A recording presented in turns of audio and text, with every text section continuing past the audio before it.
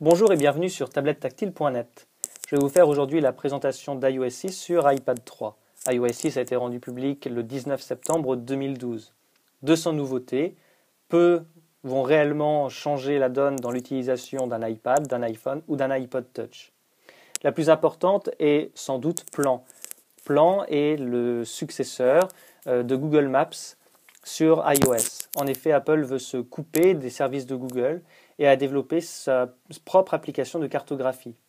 Plan amène donc une navigation étape par étape, des informations sur les conditions de circulation en temps réel, flyover, la cartographie en 3D, et des résultats de recherche locale, plus intégration de Siri. Donc on va aller sur Plan.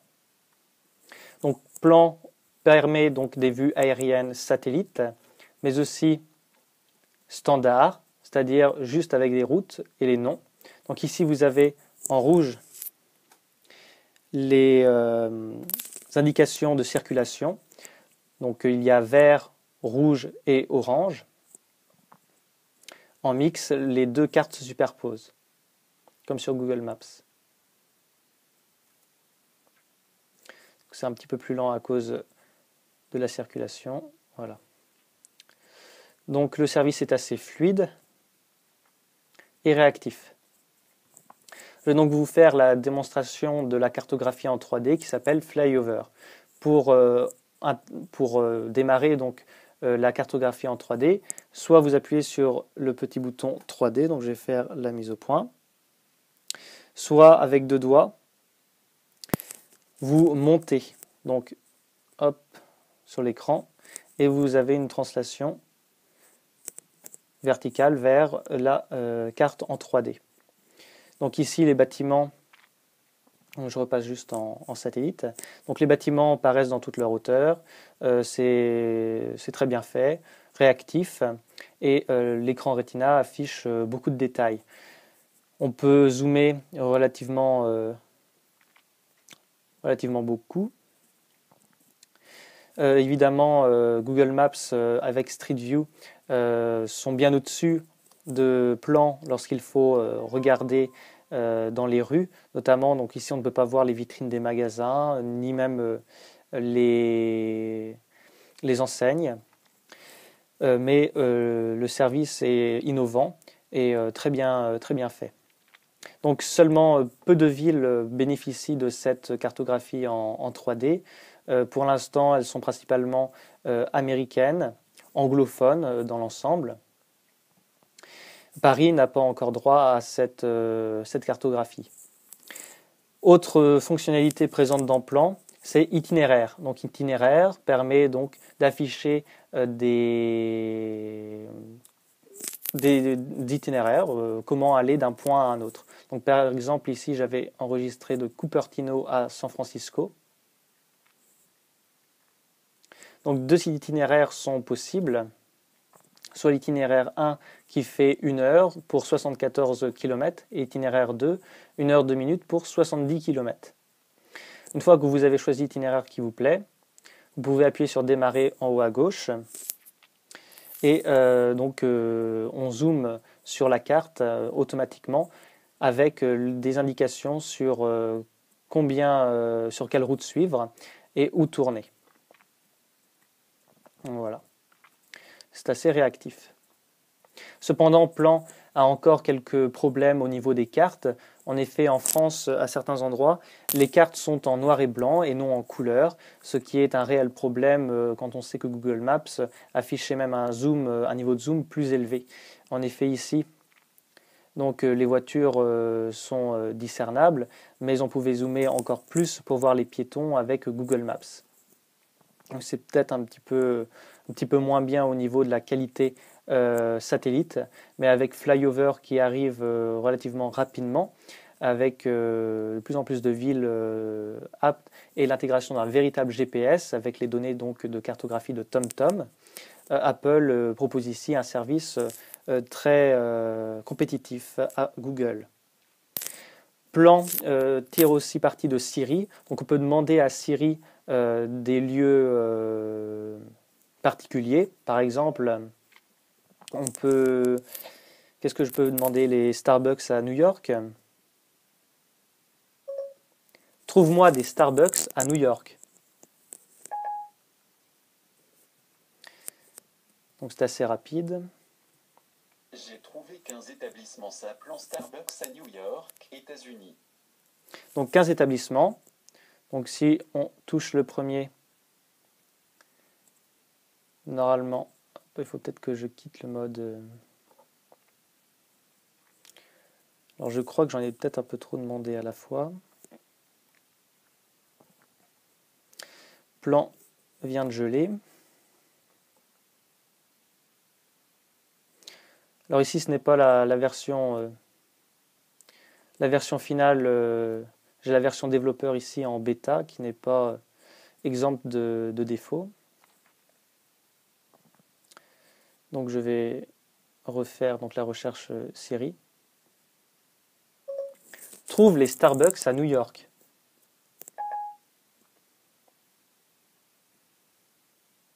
J'ai trouvé 15 établissements s'appelant Starbucks à New York, États-Unis. Je refais, voilà. Donc, l'affichage est assez précis, encore une fois. Et vous remarquez donc des étoiles. Ces étoiles sont tirées du service où les consommateurs américains et même mondiaux peuvent donner des avis. Donc ici, on a pour ce Starbucks-là 3,5 étoiles sur 5. Le numéro de téléphone, le site web, l'adresse précise. On peut demander un itinéraire vers ce lieu depuis ce lieu. Aller sur le site de Yelp pour avoir plus d'informations, voire même ici dans un autre onglet des avis et des photos. On peut toucher une photo, je crois. Enfin, ça va nous emmener directement sur l'application Yelp.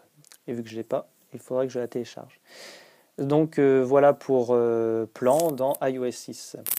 On peut maintenant passer à Siri. Siri qui a de nombreuses nouvelles fonctions amenées avec iOS 6.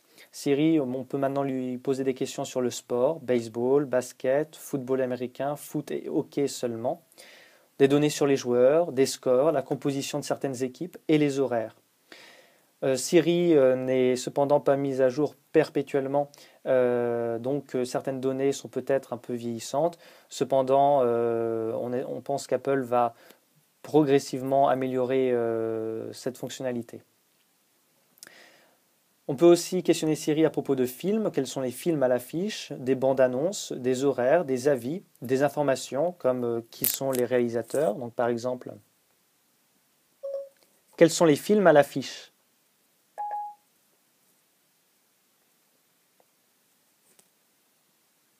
À la recherche de films. Voici plusieurs films. Alors ce sont des films ici qui ne sont pas encore sortis. Et donc on a les réalisateurs et on peut avoir plus d'informations sur iTunes. Siri prend aussi désormais compte la réservation de places au restaurant. Donc on peut demander à Siri de trouver des restaurants proches de chez nous et donc de réserver une place si jamais la fonctionnalité est disponible. Donc ça marche assez bien et c'est assez précis. L'intégration de Twitter, donc ça c'était depuis iOS 5, mais aussi de Facebook, donc on peut demander à Siri de poster des messages sur nos murs, pas sur le mur de nos amis. Et le lancement d'applications, donc on peut demander à Siri d'ouvrir des applications, par exemple. Lance l'application Safari.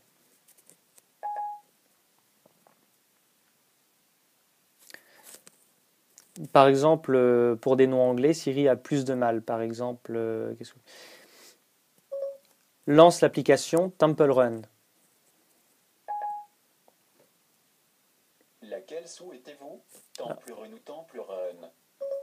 Donc il comprend quand même ce que j'ai dit. Et ça marche tout de même assez bien. Donc c'est un bon point pour Siri qui gagne donc de nombreuses fonctionnalités. En plus, donc, je vais vous montrer dans l'index de pouvoir lancer des appels FaceTime, d'écouter des chansons, d'envoyer des messages, de programmer des rendez-vous dans le calendrier, des rappels dans l'application du même nom, d'envoyer des mails, mais toujours pas de les lire. Quel temps fera-t-il? La bourse, des informations boursières, de programmer des alarmes, des informations sur nos contacts ou encore de rajouter des notes. Alors en effet, iOS 6 apporte l'intégration de Facebook. Donc directement dans les réglages, on a un onglet Facebook où on rentre nos logins qui seront seulement partagés aux applications qui en font l'express demande. Et donc l'utilisateur peut décider à n'importe quel moment d'enlever ses droits à une application. Autre nouveauté, FaceTime fait son apparition en cellulaire, donc en 3G, pas seulement en Wi-Fi, mais toujours entre appareils d'Apple, donc soit Mac sous la version 10.8 de macOS 10, Lion ou Mountain Lion, et entre iPhone, iPod Touch ou autre iPad. On peut recevoir un appel émis vers le numéro de téléphone directement sur l'iPad. Quelqu'un envoie un appel FaceTime à partir de votre numéro en 06, eh bien l'iPad va afficher cet appel entrant, alors que lui, il n'a pas de carte SIM. Donc c'est une homogénéisation des numéros et adresses entrantes et sortantes. Donc c'est assez pratique lorsqu'on a plusieurs appareils. Mail a de nombreuses fonctionnalités, donc il n'y a pas de redesign de l'application. Pourtant, bon, c'est une application qui n'a pas changé depuis quelque temps. Apple a cependant rajouté de nouvelles boîtes, donc VIP et drapeau. VIP, vous pouvez marquer un contact comme VIP, c'est-à-dire que ces mails vont être mis en avant, pour que vous les voyez plus rapidement que ceux des autres contacts. Et drapeau, si un mail, par exemple, promotionnel vous intéresse, vous pouvez le marquer d'un drapeau pour aller le voir plus tard ou pour ne pas l'oublier. L'ouverture de doc Office protégée par mot de passe est désormais possible. L'actualisation par glisser vers le bas est rajoutée. Et la signature par compte est un plus non négligeable si on jongle entre des comptes professionnels et des comptes personnels. C'est-à-dire qu'avant, on avait une seule signature pour toutes nos adresses mail, maintenant, donc c'est personnalisable. Plus l'insertion de photos et de vidéos. Avant, on était obligé d'aller dans l'application photo pour choisir une image et l'envoyer par mail. Donc vous voyez d'ailleurs que le cadre a changé. Donc maintenant, il n'y a plus, c'est plus sous forme de liste, mais sous forme d'icône. Donc copier, utiliser un fond d'écran, imprimer. Facebook, donc je peux vous montrer lorsqu'on veut poster quelque chose sur Facebook.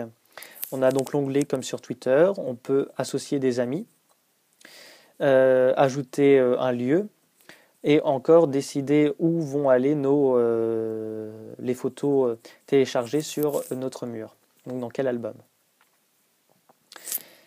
Donc pour rajouter une photo ou vidéo directement depuis mail, il faut appuyer longtemps pour faire apparaître le menu et appuyer sur le bouton insertion photo vidéo, tout simplement. Autre nouveauté, c'est une nouvelle application que je vais vous présenter ici, Horloge. Horloge, c'est l'application donc détournée de l'iPhone et de l'iPod Touch qui n'existait toujours pas sur l'iPad, donc on se demande bien pourquoi. Mais enfin, donc Apple a présenté une version très élégante d'ailleurs. Donc ici, on a une application qui divise l'écran en deux parties. Donc les horloges suivant les lieux que vous rajoutez en appuyant ici sur Ajouter. Et en bas, donc sur une carte, s'affichent les villes que vous avez rajoutées avec la météo et la température. Si jamais vous appuyez sur une horloge, elle s'affiche en plein écran. Et donc c'est assez joli, surtout si vous n'avez pas déterminé de minuteur pour la mise en veille de l'iPad, ça s'affichera éternellement comme ça, jusqu'à ce que vous n'ayez plus de batterie. Donc là c'est pour horloge, donc je vais faire la mise au point en bas. On a d'autres onglets, l'onglet alarme notamment. L'onglet alarme donc rajouté en appuyant sur le bouton plus. Et avec comme nouveauté de pouvoir choisir comme sonnerie un morceau de musique, donc de l'iPod ou plutôt de l'application musique. Donc directement vous avez sur un calendrier l'alarme qui a été rajoutée, calendrier par semaine hebdomadaire, et l'alarme avec la possibilité de désactiver ou non directement ici et de supprimer comme cela. Voilà. Ensuite, chronomètre. donc basique, et minuteur. Voilà. La recherche de contact a été facilitée dans l'application du même nom. En effet, maintenant, lorsque l'on va dans la recherche, on peut entrer un domicile, le lieu de domicile, et l'application va retrouver toutes les personnes à la même adresse ou à la même ville, etc. Donc, plus besoin de se souvenir du nom de la personne. On peut aussi rentrer le numéro de téléphone pour savoir si jamais on connaît ou pas cette personne. Donc, c'est assez pratique. Avant, c'était laborieux de retrouver par le numéro quelqu'un. Maintenant, c'est simplifié. Donc, comme vous pouvez le voir, beaucoup de fonctions qui vont améliorer l'utilisation d'un iPad au quotidien, mais peu de fonctions qui vont réellement bouleverser son utilisation.